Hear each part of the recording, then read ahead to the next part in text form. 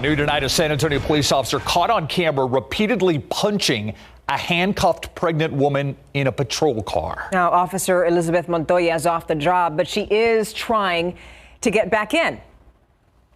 An officer like Elizabeth Montoya should not be on our police force. She shouldn't be on any police force.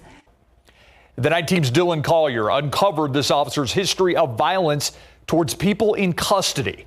A warning, what you're about to see may be disturbing to some viewers. It's tonight's Defenders Report. On a rainy morning in July 2018, body-worn camera footage shows it doesn't take long for things to escalate between Officer Elizabeth Montoya and suspect Kimberly Esparza. Do not kick me! Accused by San Antonio police of illegally possessing prescription drugs. Esparza, at the time 6 months pregnant, is briefly put on her stomach on the ground.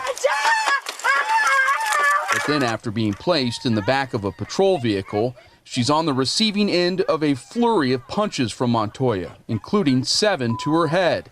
After a barefoot Esparza is put on the ground in a downpour, Montoya claims she reacted after being kicked by the suspect. I was going to punch her in her side because that's what I normally do. Termination paperwork for Montoya would later reveal that Esparza was left on the ground for 26 minutes. It was incredibly disturbing. Attorney Carolyn Wentland was contacted by a family member shortly after Esparza was charged with assaulting a public servant and resisting arrest, and was appalled by Montoya's actions at the scene. Hey, I punched you in the face a couple times. I'll do it again, too. Just your thoughts on an officer, a person sworn and to protect the public, making a comment like that. I think it is a travesty. No matter what Ms. Esparza did or didn't do, she does not deserve to be assaulted. She's a human being. She's a tiny human being. At the time, she was a pregnant human being who was handcuffed and defenseless. Although Wentland was able to get both charges tossed out and the drug possession allegation was rejected at the time of her client's booking, Esparza spent 46 days in jail. Montoya was fired in January 2019 for inhumane treatment of a prisoner and for misusing her body camera during this incident. She appealed and is scheduled to go before an arbitrator early next month. Personnel records show a pattern of Montoya having issues interacting with the public. The same week Montoya was fired, she was suspended 10 days for a separate incident that took place just 6 weeks after the Esparza beating. After encountering people sleeping in a near West Side parking lot, Montoya told one of them, quote, "Pick up all your expletive trash.